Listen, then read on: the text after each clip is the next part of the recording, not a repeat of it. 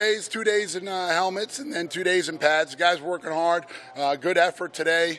I thought they did a nice job coming back on the fourth straight day, kind of working at this thing and seeing some good improvement coming off the ball. Guys doing a nice job getting to the edge, so I'm pleased with that part of it yet. Still going to continue to get more physical in the run game. That's going to be a goal of ours, going against some good competition in the tight end tackle rooms. So got to keep working at that piece of it, but we'll keep going.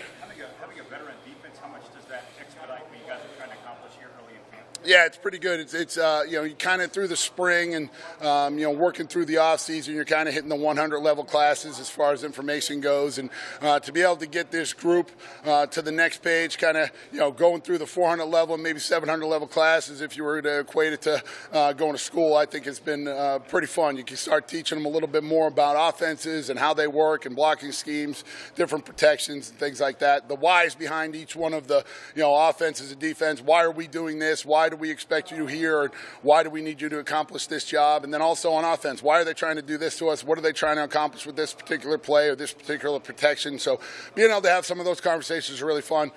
So you kind of keep the guys on their toes, and as they continue to learn more, it's like the more hungry they get for that type of information. So that part's been really fun. How do you assess the special teams?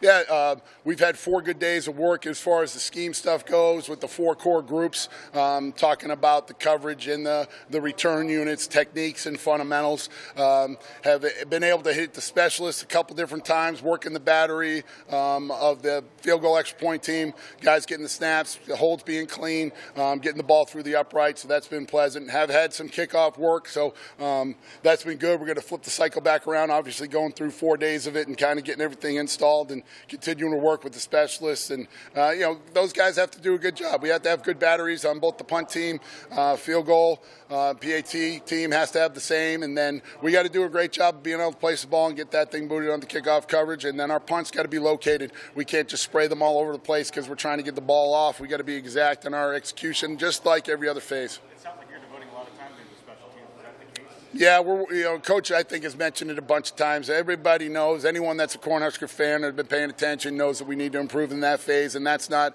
any type of surprise to us, or to me, I guess, heading into this role. So we're going to make a concerted effort on it. We start every single practice with a special teams period. Guys are fresh. They maintain the information. I heard a long time ago you usually retain, if you hear a bunch of different things or in a situation, you retain the first thing you heard and the last thing you heard easier than kind of the stuff in the middle. So having that first and kind of right out there with those guys has been really good, and I think that's kind of got a good demeanor. We have a good meeting room right now. Guys are on the edge of their chair, eyes up on it, and working really hard at being a good meeting room learner, and then bringing that over to the field. So that's been positive. Do you have a sense yet on your kickoff specialist or who's looking good in that?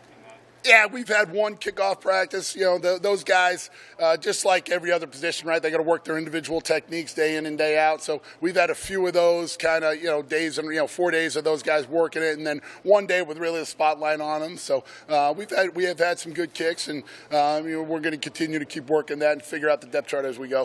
That comes down to just things that are uncoachable, and you just have the leg to do it. Is kicking off and getting the ball through the end zone just you either have it or you don't, or are there things that are going on at jobs that really need to be won? No, Mitch, I think that's kind of probably a little bit of both, right? So, I use the golf analogy a few times. If you're a guy like me and you're a terrible golfer, you can get coached up a little bit, but you're never going to be a very good golfer, So you got to have a little bit of talent in there. And then once you have talent, I think talent's something that's a God-given that you can work and develop. Now, guys that work hard at it, practice their craft, they become experts because of it. So, the guys that we all idolize that are tremendous athletes or actors or in show business, whatever they're really good at, they have had some talent, but they don't become elite at it or really good at it unless they work and practice and they've dedicated themselves to it. So there's a fine line with some both of that. You have to get coached. You have to have your right technique. You can't just go out there and muscle your way through it. Otherwise, you'd have a lot more people that can do that. So you got to have a little bit of both of that. Got to have the talent and the work ethic that backs it up. How's it been having JoJo back out there full time ago? He wasn't out there all the time in the spring. How seems what that gets? Yeah, the thing with Joe, he can always light a spark for the guys. You know, he's a guy that's going to be able to make plays. He's got that explosiveness with the speed combined with the strength for a guy, you know, and be able to have him out there on an open number 2 covering and you don't notice him, that's a good thing. And then when he is coming off the edge and going at the ball, that's when he's really making plays and making things happen. So it's been good to see him flashing around a little bit. His offseason was kind of all over the place last year. How much does having a healthy spring, summer, now in the fall helped him with his development? Yeah, I think being healthy helps Feldarius. You know, he had the shoulder coming in last year, so it was a little bit abbreviated as far as his training and working before camp and things like that. And then obviously having a wacky year for everybody didn't help him. And now being able to have a whole year, now he's spent the year plus with Dave Ellis and working, working that training table and getting the right food in his body, and then also with Zach and the guys in the weight room who do a great job with him. And for him to be a little bit faster, a little bit stronger, I think that gives him more confidence and allows him to play faster. What are his strengths as a player right now? Yeah, he's a slippery guy, guy that can make plays. He can contort and twist his body. And sometimes I see him, kind of do a pass rush move, and it's nothing, that you've seen or coached before, and you're like, yeah, that's not something we worked on, but heck, that worked. Keep doing it, buddy. One of those type of deals. So he can get to the quarterback and find a way. I think that's definitely a strength for him. You players seem to appreciate your honesty with them.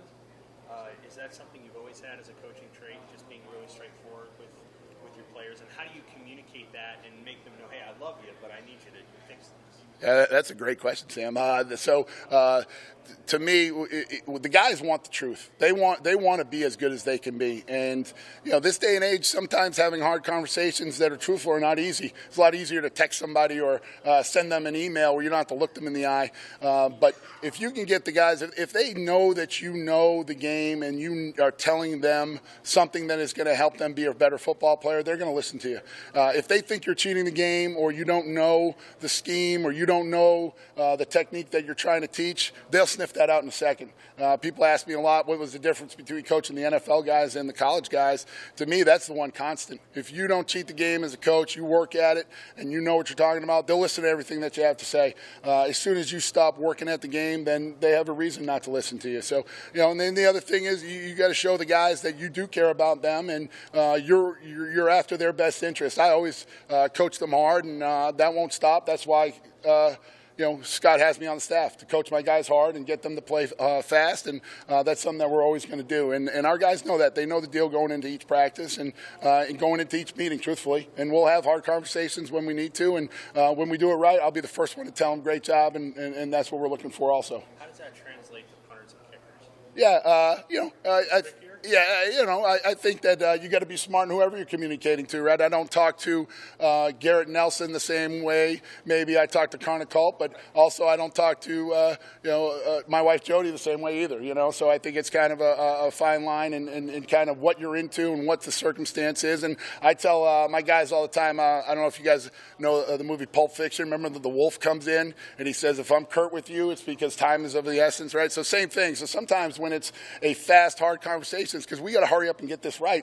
We're playing a game in 3 weeks here, just about. So, we have to be exact in what we're doing. We don't have time to keep making the same mistakes over and over again. And if sometimes that calls for getting somebody's attention a little bit more clearly or with a little better articulation, then so be it. Do your players get that Pulp Fiction reference? Probably not. I think I'm dating myself with that one a little bit. So, but I always tell them to Google when they don't know what I'm talking about. I Google that. It's probably on the internet someplace.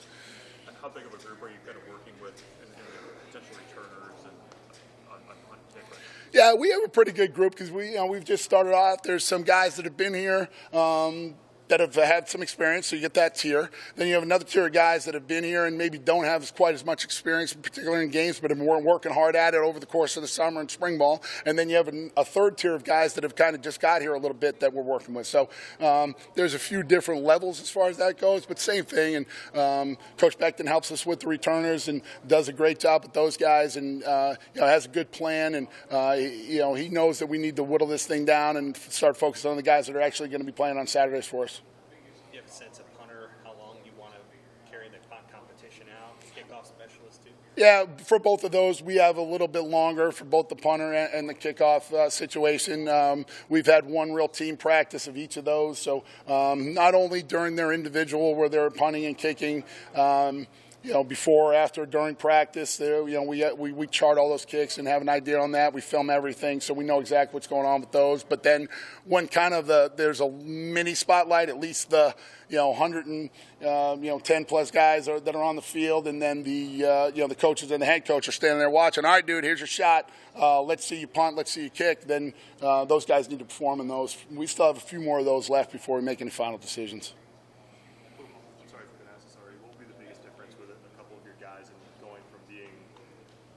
Situational pass rushers or, serviceable to really being able to maybe, change a game on a more consistent basis? Yeah, I think for us to be a better pass rushing unit, we're going to have to go from, hey, in my head, we kind of got last year, the whole thing got jacked up, and everybody knows that, and you got a new position coach talking about, it's almost like learning a new language. And, I think we've all heard the term, when you're playing, if you're thinking instead of playing, if you think, you stink, right, because you're going too slow. So being able to play fast and kind of know what you're going to do before it even happens is going to allow these guys to play a little bit faster. You can see we had a great conversation I was having with Caleb Tanner just coming off the field. A couple of things that happened today where he kind of last year would have hitched a little bit. Instead, he kind of knew exactly the situation, knew exactly the move, and it went so fast that he was really difficult for those guys to try to block him. So seeing a little bit more of that is going to make us a more effective pass rush team.